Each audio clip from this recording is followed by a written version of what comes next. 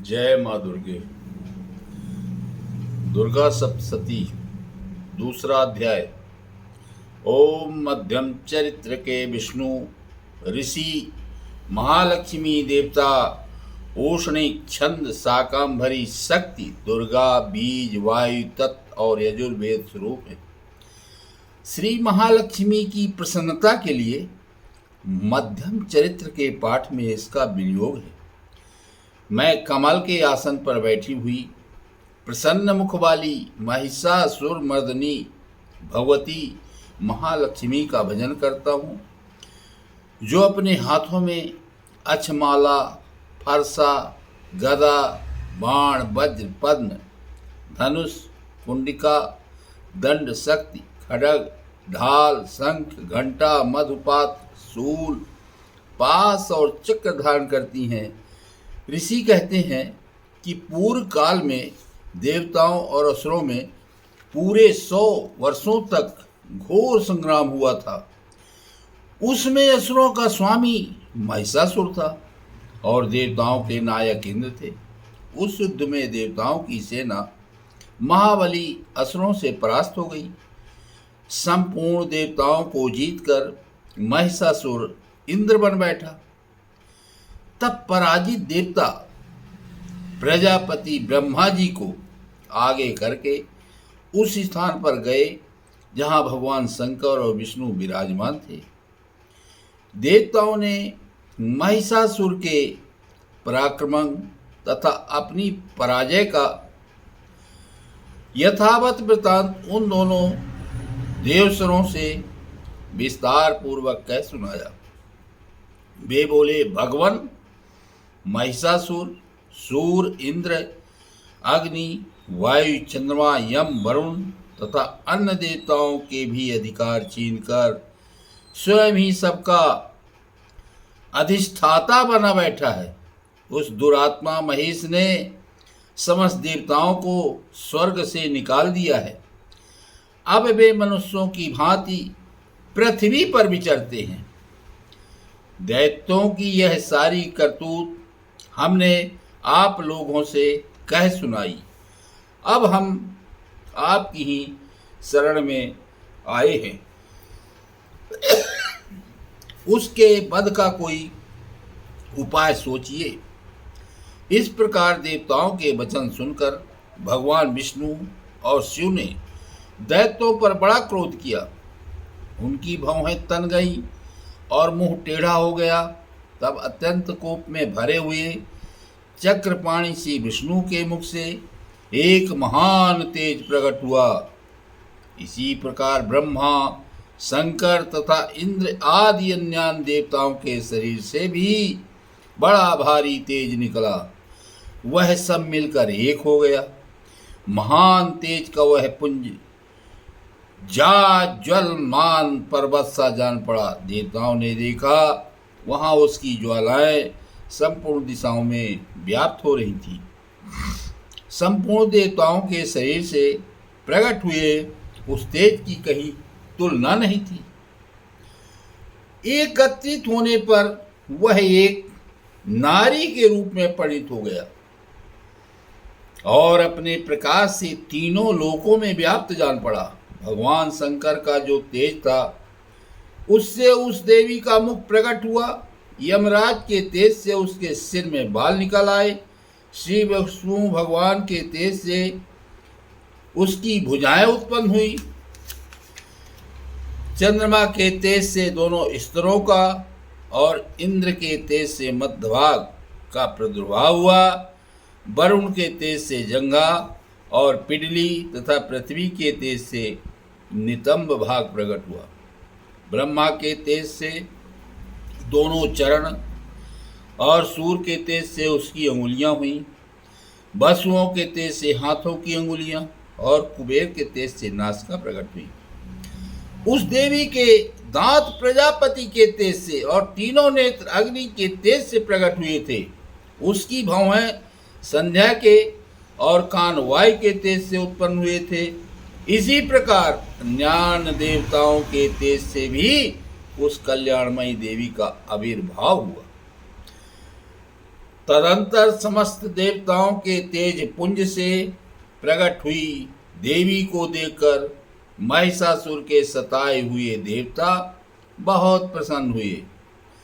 पिनाकधारी भगवान शंकर ने अपने शूल से एक शूल निकाल कर उन्हें दिया।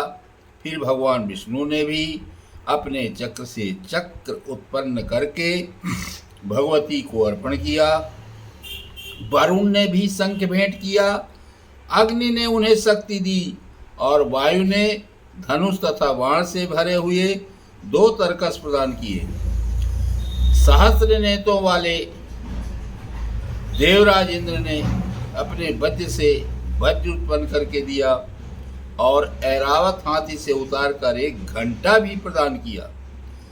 यमराज ने काल दंड से दंड, वरुण ने पास, प्रजापति ने स्फटिकाक्ष की माला तथा ब्रह्मा जी ने कमंडल भेंट किया। सूर्य ने देवी के समस्त रोम कूपों में अपनी किरणों का तेज भर दिया। काल ने उन्हें चमकती हुई ढाल और तलवार दी। क्षीर समुद्र से उज्जवल हार तथा कभी जीर्ण न होने वाला 2 दिव्य वस्त्र भेंट किए। साथ ही उन्होंने दिव्य चूड़ामणि, 2 कुंडल, कड़े उज्जवल अर्धचंद्र, सब बाहुओं के लिए केयूर, दोनों चरणों के लिए निर्मल नूपुर, गले की सुंदर हंसली और सब उंगलियों में पहनने के लिए रत्नों की बनी अंगूठियां भी दी। विश्वकर्मा ने उन्हें अत्यंत निर्मल फरसा भेंट किया। साथ ही अनेक प्रकार के अस्त्र और अभेद कवच दिए।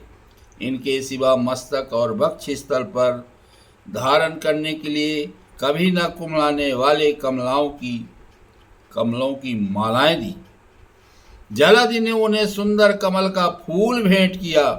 हिमालय ने सवारी के लिए सिंह तथा भांति भांति के रत्न समर्पित किए। धनाध्यक्ष कुबेर ने मधु से भरा पान पात्र दिया तथा संपूर्ण नागों के राजा शेष ने, जो इस पृथ्वी को धारण करते हैं, उन्हें बहुमूल्य मणियों से विभूषित नागहार भेंट दिया। इसी प्रकार अन्य देवताओं ने भी आभूषण और अस्त्र शस्त्र देकर देवी का सम्मान किया। तत्पश्चात उन्होंने बारंबार अट्टहास पूर्वक उच्च स्वर से गर्जना की। उनके भयंकर नाद से संपूर्ण आकाश गूंज उठा। देवी का वह अत्यंत उच्च से किया हुआ सिंहनाद कहीं समा न सका। आकाश उसके सामने लघु प्रतीत होने लगा। उससे बड़े जोर की प्रतिध्वनि हुई, जिससे संपूर्ण विश्व में हलचल मच गई और समुद्र कांप उठे, पृथ्वी डोलने लगी और समस्त पर्वत हिलने लगे। उस समय देवताओं ने अत्यंत प्रसन्नता के साथ सिंहवाहिनी भवानी से कहा, देवी तुम्हारी जय हो। साथ ही महर्षियों ने भक्ति भाव से विनम्र होकर उनका स्तवन किया।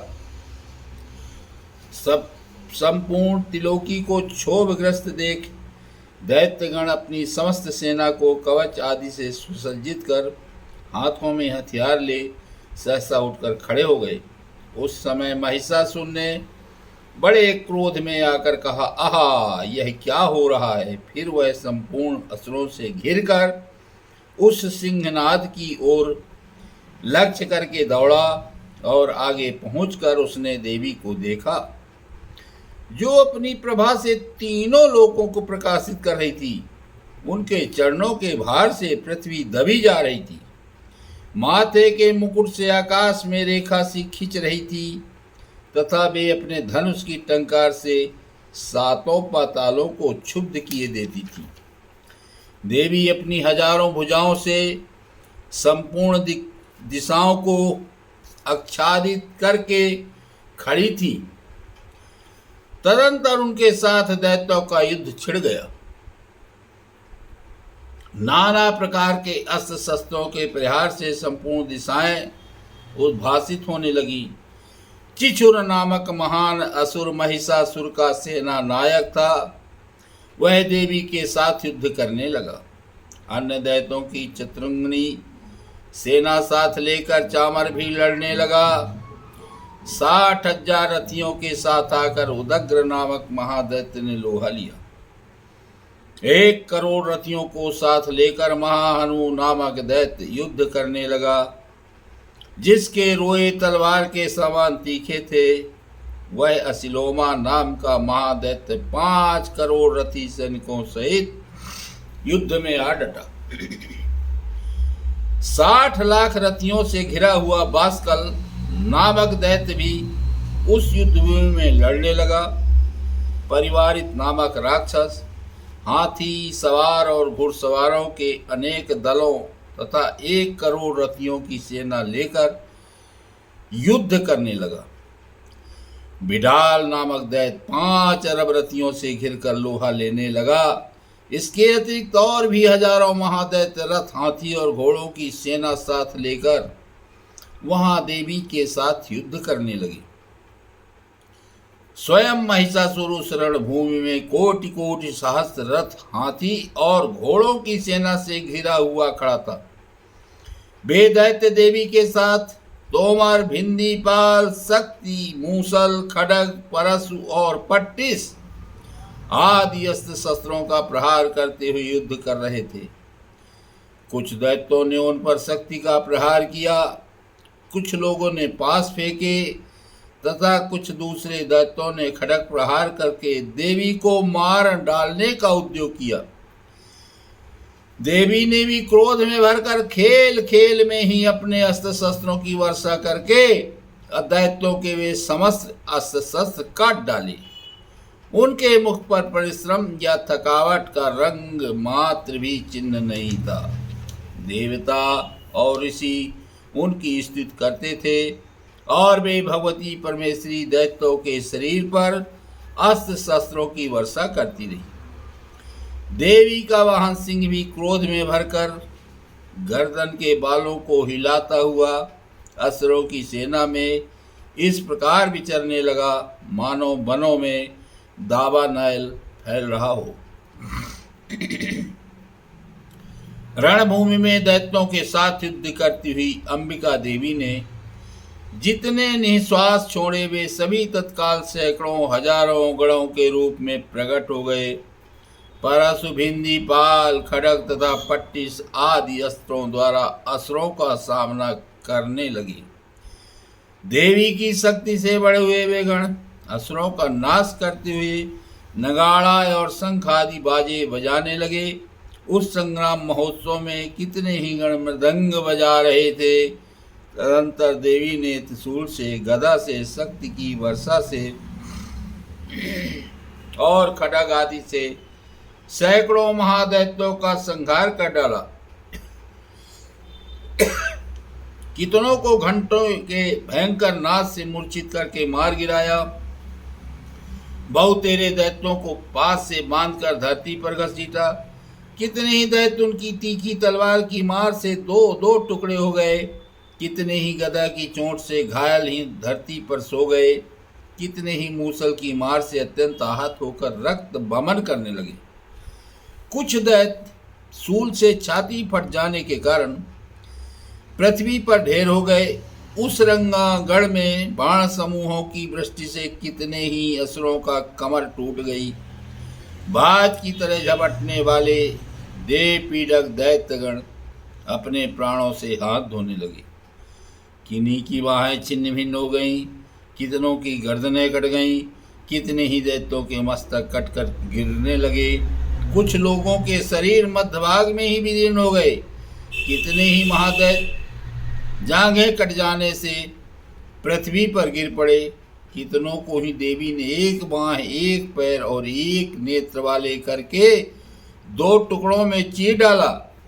कितने ही दैत्य मस्तक कट जाने पर भी गिरकर फिर उड़ जाते और केवल धड़ के ही रूप में अच्छे अच्छे हथियार हाथ में ले देवी के साथ युद्ध करने लगते थे।